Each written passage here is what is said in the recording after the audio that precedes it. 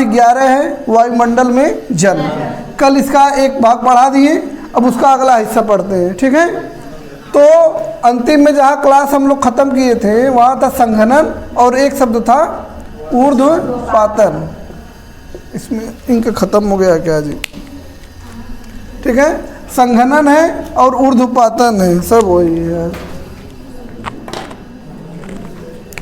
देखो संघनन क्या होता है? संघनन का अर्थ है कि जलवाष्प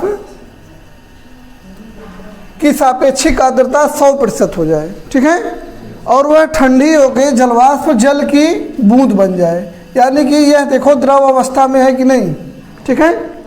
जलवाष्प गैस है, गैस से द्रव अवस्था में आ रहा है, तो इस प्रक्रिया को क्या कहेंगे?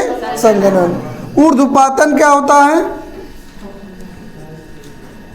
ऊर्ध्वपातन, ऊर्ध्वपातन होता है कि जलवाष्प है यह द्रव में न बदले, सीधे बर्फ में बदल जाए, यानी कि ठोस हो जाए। यह प्रक्रिया क्या कहलाती है? ऊर्ध्वपातन। इसका संघनन का तो उदाहरण बहुत देखे होंगे। किसी भी ठोस चीज़ को गर्म करेंगे तो जल हो जाता है कि नहीं? जैसे मोम को गर्म करो तो जल हो जाएगा कि नहीं, ठीक है। ऐसे बहुत सारी चीज़ों को, प्लास्टिक को गर्म करो तो पिघल जाएगा। जो भी ऐसी ठोस चीज़ें हैं, मतलब ये जलवाष्प से जल बनना है, तो इसका सीधा उदाहरण है बर्फ। अरे वो संघनन की क्रिया वर्षा होना, जल की बूंदों का बनना, ठीक है, वह क्या है? जलवाष्प। खाना बनाते समय समझो संघनन की क्रिया होती है। आपके प्लेट पर क्या होता है? ये प्लेट है, जो सब्जी ढके रहते हैं तो उसके ऊपर पानी की बूंदें पाई जाती हैं। तो बूंदें क्यों पाई जाती हैं? ये जो जलवाष्प निकलता है जाके रुक जाता है थोड़ी सी ऊंचाई पर, और जब थोड़ी सी ऊंचाई पर रुक जाता है तो उसका तापमान जो नीचे तापमान है उसकी तुलना में थोड़ा कम हो जाता है, और वह जल की बूंदों के भी रूप में वहाँ जाके चिपक जाता है। तो यह क्या है? संघनन। ऐसे ही जब वायु में संघनन होगा तो बादल बनेगा, वहाँ भी वर्षा की बूंद बनेंगी, ठीक, और उसी से फिर वर्षा होती है। यानी कि संघनन की क्रिया से जलवाष्प जल में बदलेगा या जल की छोटी छोटी कणों में बदलेगा, उसी से वर्षा होगी, ठीक। ऊर्ध्वपातन में जलवाष्प सीधे बर्फ में बदल जा रहा है, तो बर्फ में बदलेगा तो क्या होगा? सीधे वाष्प से ठोस में बदल जा रहा है कि नहीं? ऐसा उदाहरण देखिए, कपूर का उदाहरण बताए थे कल। कपूर क्या होता है? ये कपूर कहते हैं उड़ जाएगा। अगर कपूर को खुले में रखिए तो धीरे धीरे उसका क्षय होता रहता है। 1 महीने बाद देखेंगे कि वहाँ कुछ नहीं बचा, ठीक। तो ये क्या हो रहा है कि अरे ठोस से सीधा वाष्प बदल जा रहा है। यहाँ ठोस था कपूर, अब क्या हो गया? वाष्प में। अगर इस कपूर के वाष्प को रोक लिया जाए, किसी तरीके से वाष्प को रोक लिया जाए और उसे ठंडा किया जाए, तो जल नहीं बदलेगा, सीधे फिर ठोस बदलेगा, ठीक है। तो यही क्रिया ऊर्ध्वपातन है। ऊर्ध्वपातन में वाष्प से सीधे ठोस बनता है, और संघनन में वाष्प से जल बनता है या द्रव बनता है, ठीक है। समझ में आया? अब देखो संघनन होने के लिए कुछ चीज़ें होनी चाहिए। संघनन से क्या हो रहा है? बादल बन रहा है कि नहीं? और हमारे पाठ का नाम ही है वायुमंडल में जल, तो हमको जल लाना ही है। तो संघनन के लिए कुछ चीज़ें होना चाहिए। क्या क्या होनी चाहिए? एक जो है केंद्र होना चाहिए जहाँ पर जलवाष्प बैठेगा। आर्द्रता केंद्र इसे बोलते हैं। आर्द्रता का मतलब क्या है? जलवाष्प होगा कि नहीं? और यानी कि जो धूल कण, नमक इत्यादि होते हैं, एक आर्द्रता केंद्र होना चाहिए। तो आर्द्रता केंद्र के रूप में धूल कण, नमक, धुएं का कण। नमक कहाँ से आएगा? समुद्र के आसपास जो क्षेत्र है, मान लो वहाँ जल किसी कारण से थोड़ी देर बाहर रुका या नमक जम गया, फिर नमक हवा चली उड़ गया, ठीक है। धुएं के कण, धुआं, या फिर कोई चीज़ जलाते हो, जैसे पुआल का समय है ना, इस समय पुआल जलाएंगे तो जलने के बाद थोड़ा थोड़ा उड़ता रहता है कालिख की नहीं, तो वही जो कालिख है वही धुएं के साथ कण के रूप में रहेगा कि नहीं? इसको कालिख लिख सकते हैं। ये क्या करता है कि जलवाष्प इसके ऊपर जाके, मान लो ये कोई चीज़ें हैं, ऐसे छोटी छोटी रहेंगे कण, जलवाष्प इनके ऊपर जा जाके धीरे धीरे बैठता है। बैठने से क्या होगा? वो इकट्ठा हो रहा है, इकट्ठा होकर फिर वह जल की बूंदों में बदल जाएगा और बादल का निर्माण होता है। यानी कि अगर धूल कण या नमक या धुएं के कण ना रहे तो बादल बनने में समस्या होगी। ठीक है, यानी कि जलवाष्प प्लस धूल कण की जगह जो भी हो जाएगा, धूल कण सामान्यतः रहता है, तो जब इनका संयोग होगा तो संघनन की क्रिया होगी और बादल का निर्माण होगा। ठीक, ये संघनन की क्रिया केवल बादल का निर्माण नहीं होगा, इससे और भी चीज़ें बनती हैं। जैसे संघनन से जो जलवाष्प है इससे क्या क्या बनेगा, संघनन अगर होगा तो इससे क्या क्या बनेगा, ओस बन सकता है, और क्या बनेगा, वो तुषार भी है, कुहरा, कुहासा। ठीक है, बादल तो है ही है। ठीक है, यानी कि संघनन की क्रिया से सारी घटनाएं घट रही है। अगर संघनन की घटना ना हो तो ये सब हमको देखने को नहीं मिलेगा। ठीक है, इतना समझ में आया। अब देखो, संघनन का अगर संघनन किसी सतह पर हो रहा है, मान लो कोई ठंडी सतह है, ठीक,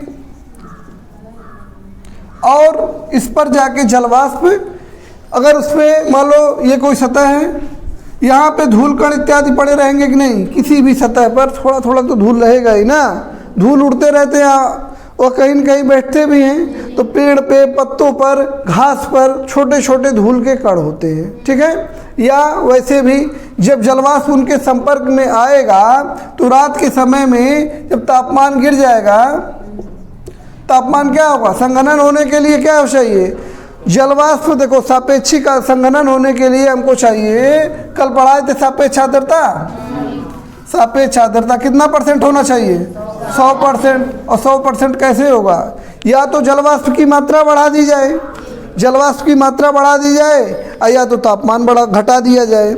जैसे जलवाष्प की मात्रा कहाँ बढ़ती है, जब हम खाना बनाते हैं तो जो सीटी में से निकलता है जलवाष्प, अगर उसके ऊपर एक डब्बा लगा दो, फिर थोड़ी देर बाद देखेंगे हम उसमें पानी आ गया है। क्यों, क्योंकि वहाँ जलवाष्प की मात्रा बढ़ गई है। ठीक है, और दूसरा जो प्राकृतिक रूप से होता है, ठंड का समय आ गया तो तापमान क्या होगा, गिर जाएगा, कम हो जाएगा। तो जो जलवाष्प वायु में पहले से विद्यमान है उसकी क्षमता घट जाएगी कि नहीं, और क्षमता जब घट जाएगी तो सापेक्षिक आर्द्रता बढ़ जाएगी। ठीक, जब सापेक्षिक आर्द्रता बढ़ जाएगी तो संघनन होने लगेगा 100% होने पर, और वह सतह पर, किसी ठंडी सतह पर जाकर वह जल की बूंदों के रूप में जम जाएगा, जल। ठीक है, जल की बूंदों के रूप में जम जाएगा। इसी को हम क्या कहते हैं, ओस। ओस देखियो ना, ओस कभी उड़ता नहीं है। जो कभी खेतों में जाओ, इतने समय गेहूं की बुआई चल रही है, उस खेत में जाओ तो देखो पत्तियों पर होगा, या फिर पेड़ पौधे पर सुबह सुबह देखेंगे तो बूंदें होंगी। तो वह बूंदें बाहर से कहीं उड़ के नहीं आया, जैसे बारिश की तरह वो उड़ के नहीं आया, न तो कुहरे की तरह आया, वह उसका निर्माण ही उसी सतह पर हुआ है। वैसे ही टंगा हुआ, जैसे छुएंगे वैसे गिर जाएगा या फिर हाथ में लग जाएगा। समझ में आया। इसका एक उदाहरण और देखते हैं। घर में शीशा है, चेहरा देखने जाते हैं, ठंड का समय है, एकदम ठंडा हो जाएगा शीशा कि नहीं, इस पर कुछ धूल कण जमे रहते हैं। ठीक है, हम जाके उस पर फूंक मारेंगे तो भाप जैसा बन जाएगा कि नहीं गोला। ठीक है, बन जाएगा। तो उसमें क्या हुआ, हमारे मुंह में लार है, लार में जल है, और चूँकि गर्म है हवा, तो इसमें वाष्प भी होगा कि नहीं उसी लार का। तो जब हम फूंक मारते हैं तो हमारे मुंह से जलवाष्प निकल रहा है कि नहीं, और जब निकल रहा है तो वही जब इस सतह पर टकराएगा तो ये ठंडा है, तो वही जल की बूंदों के रूप में उसमें महीन महीन चपक जाएगा, दिखता है। अब इसको एक बार साफ कर दो, इसको खूब बढ़िया पोंछ दो शीशे को, अब फूंक मारते रहो, नहीं चिपकेगा कि नहीं, देखे हो। क्यों, क्योंकि ये आर्द्रताग्राही केंद्र जो है नहीं रह गया, कण हट गया। अगर वह कण नहीं रहेंगे फिर शीशे पे हम फूंक मारेंगे, उसमें जलवाष्प भले है लेकिन वो टकराएगा और वापस चला जाएगा। उसको एक केंद्र चाहिए जहाँ वो चपके। ठीक है, अगर वह आर्द्रताग्राही केंद्र नहीं रहेगा तो न बादल बनेगा, न कोहरा बनेगा, न कुहासा बनेगा, कुछ नहीं बनेगा। ठीक, समझ में आया। अब देखो ये क्या हो गया, ओस। ओस कहाँ बनता है, सतह पर, जहाँ जिस सतह पर पाई जाएगी ओस वहीं बनेगा। ठीक, अब देखो तुषार क्या होता है, उसका ही बड़ा भाई है समझो। जब संघनन की अवस्था या ओसांक, ओसांक किसे कहते हैं कल बताए थे, ओसांक बताए थे, जब सापेक्षिक आर्द्रता 100% हो जाए, मतलब जिस तापमान पर सापेक्षिक आर्द्रता 100% हो जाए कि नहीं, बताए थे। यही ओसांक भी है, सापेक्ष आर्द्रता लिख दे रहे हैं, सापेक्ष आर्द्रता 100% हो जाए, ऐसी 100% होने की अवस्था को ही हम क्या कहते हैं, ओसांक। अगर ओसांक 0 डिग्री से ऊपर है और ये 0 डिग्री से नीचे है, दो स्थिति हो सकती है। देखो, अगर किसी वायु में जलवाष्प अधिक है, जलवाष्प अधिक है तो हो सकता है कि वो 4 डिग्री 5 डिग्री पर ही ठंडा हो जाए कि नहीं। जैसे सापेक्षिक आर्द्रता का कल सूत्र बताए थे, एक बार समझ लो, फिर इसी पे आज से ध्यान से देख लो। सापेक्ष आर्द्रता, तो इसमें दो चीज़ें होनी चाहिए। पहला बताए थे जलवाष्प की मात्रा, ठीक है, बटा जलवाष्प धारण करने की क्षमता, जलवाष्प धारण करने की क्षमता, ठीक है, तो गुणे 100 ये सूत्र है। तो अगर हमको संघनन कराना है तो सापेक्षिक आर्द्रता बढ़ाना पड़ेगा ना। तो दो चीज़ कर सकते हैं, या तो क्षमता घटा दें या जलवाष्प की मात्रा बढ़ा दें। तो जब जलवाष्प की मात्रा का बढ़ने का उदाहरण बताएं, कुकर से सीटी जब लगे वहाँ पे ले जाके डब्बा लगाओ तो उस हवा में जलवाष्प की मात्रा बढ़ जाएगी, तो संघनन हो जाएगा, जल की बूंदें बन जाएंगी कि नहीं। अगर मान लो प्राकृतिक रूप से किसी हवा में जो समुद्र की ओर से, जलाशय की ओर से आ रही है, उसमें भी जलवाष्प अधिक होगा कि नहीं, तो उसका संघनन जो है अपेक्षाकृत ऊंचे तापमान पर होगा, और वह अगर 0 डिग्री से ऊपर है तो वह जल की बूंदें बन जाएगा और ओस का निर्माण होगा, ठीक है। और मान लो कोई वायु ऐसी है जिसमें जलवाष्प की मात्रा कम है, तो उसका संघनन होने के लिए उसको अधिक ठंडा करना पड़ेगा। जब अधिक ठंडा करेंगे तभी ना क्षमता घटेगी, जब ठंडा करेंगे तो क्षमता घटेगी, तो यानी उसकी क्षमता और घटाने के लिए और अधिक ठंडा होना पड़ेगा। तो और अधिक ठंडा होने के लिए तापमान 0 डिग्री से नीचे आ जाता है, ठीक है। यानी कि ओसांक अगर 0 डिग्री से नीचे है तब जल की बूंदें क्या होंगी, ऊर्ध्वपातन क्रिया से सीधे बर्फ बन जाएंगी कि नहीं, क्योंकि तापमान 0 डिग्री पर है तो बर्फ बन गया, और 0 डिग्री से नीचे है तो निश्चित रूप से बर्फ बनेगा। तो बर्फ के छोटे छोटे कण जमेंगे उस पर, उसी पत्ती पर जहाँ बूंदें जमाई दी तुमको दिखाई दी थी, उस पर बर्फ के महीन महीन कण दिखाई देंगे। समझ में आ रहा है। इसी को ही हम कहते हैं तुषार या पाला। समझ में आया। दो चीज़ें हैं, देख लो फिर से एक बार, ओस है और दूसरा क्या है, तुषार। अंतर क्या है, दोनों समझो भाई भाई है, बनने की प्रक्रिया एक ही है, बस एक ही चीज़ है अंतर। ये 0 डिग्री है, अगर 0 डिग्री से ऊपर ओसांक है, ओसांक जो है अगर 0 डिग्री से ऊपर है और ओसांक 0 डिग्री से नीचे है, तो 0 डिग्री से नीचे है तो तुषार बनेगा, और 0 डिग्री से ऊपर है तो ओस बनेगा। समझ में आया। अब देखो पाला की वजह से सब्जियां उब्जियां या कोई भी पौधा खराब हो जाता है। होता क्या है, जब पाला पड़ेगा तो यानी टेम्परेचर क्या हो गया, माइनस में आ गया कि नहीं, 0 से कम हो गया या 0 हो गया। और जब 0 हो गया तो मान लो कोई वनस्पति है तो इसमें पानी भरा रहता है कि नहीं। जैसे कोई भी जैसे साग है, साग के डंठल में पानी होता है। अब मान लो इसमें से वो जाता पानी पूरी पत्ती उत्तियों में फैलता, अब ये पानी जम जाएगा कि नहीं 0 डिग्री पर, और वो फसल मर जाएगी कि नहीं। इसको बचने के लिए क्या उपाय करते हैं, सिंचाई कर देते हैं। सिंचाई करने से क्या होगा कि जल का जो है उष्मीमान, मतलब उष्मा धारण करने की क्षमता अधिक होगी, तो वह थोड़ा सा 1-2 डिग्री टेम्परेचर बढ़ा देगा और 0 डिग्री तक नहीं पहुंचने देगा, ठीक है। तो इस वजह से पाला नहीं लगता है। अब देखो तुषार हो गया। अब देखो तुषार और पाला के लिए कुछ दशाएं होनी चाहिए। वो दशाएं क्या हैं, देखो तुषार कभी या पाला कभी गर्मी में पड़ेगा, गर्मी में कभी पड़ा है ओस जी? नहीं पड़ा है ना।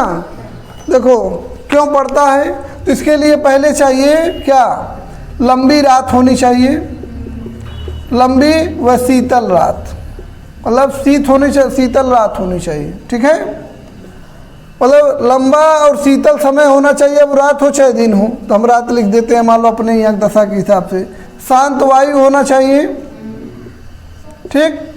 और क्या होना चाहिए, आकाश साफ होना चाहिए। और क्या होना चाहिए, सापेक्षिक आर्द्रता अधिक होनी चाहिए, ठीक है, यानी जलवाष्प होना चाहिए, ठीक। 4 चीज़ें हैं जो आपके किताब में दिया होगा। साफ आकाश होना चाहिए, शांत वायु, उच्च सापेक्षिक आर्द्रता, ठीक है।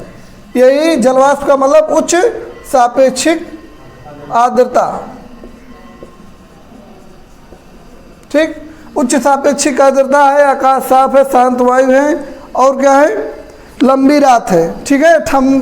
ठंडी एवं लंबी रातें हैं अगर, ठीक है, शीतल एवं लंबी रात, तो इससे क्या होगा कि वह दशाएं मिलेंगी जिससे कि वायु ठंडी हो सके। देखो लंबी रात रहेगी तो देरी तक ठंड होगा कि नहीं, और जब देर तक ठंड होगा तो तापमान ज़्यादा गिरने का अवसर मिलेगा, और जब तापमान ज़्यादा गिरेगा तो सापेक्षिक आर्द्रता बढ़ेगी और 100% होने की संभावना है, यानी कि संघनन होने की संभावना है। शांत वायु रहेगा, देखो कल पढ़ाए थे कि अगर किसी स्थान पर वायु शांत नहीं है तो वह क्या करेगी, सापेक्षिक आर्द्रता जैसे ही अधिक होगी उस वायु को हटा देगी, फिर दूसरी वायु आ जाएगी उसको फिर हटा देगी, तो शांत वायु होना चाहिए। आकाश अगर साफ नहीं है तो पृथ्वी हम पढ़ाए थे कि दीर्घ तरंगे निकलती है ना उष्मा की, तो वह तरंगे बादल को पार नहीं कर पाएंगी। बादल उष्मा का कुछ अलग होता है, उसको पार नहीं कर पाएंगी तो तापमान बढ़ जाएगा कि नहीं। इसके नीचे बादल के नीचे जो जगह रहेगा तापमान बढ़ जाएगा कि नहीं, बढ़ जाएगा। तो लंबी और शीतल रातों कोई फ़ायदा ही नहीं है, तो उस दिन क्या होगा, ओस नहीं पड़ेगी। तो आकाश साफ होना चाहिए, अगर आकाश साफ नहीं है तो ओस पड़ने की संभावना कम हो जाएगी, पाला पड़ने की संभावना कम हो जाएगी। और उच्च सापेक्षिक आर्द्रता या जलवाष्प उच्च सापेक्षिक आर्द्रता रहेगी तो जल्दी से होगा, क्योंकि सापेक्षिक आर्द्रता को 100% पहुँचाना है ना, जितना ज़्यादा अधिक है उतना अच्छा है, ठीक। तो समझ में आए तुषार और पाला क्या होता है। चलो प्रश्न लिखो। तुषार एवं पाला क्या होता है, इसके बनने की दशाओं का विस्तार पूर्वक वर्णन कीजिए।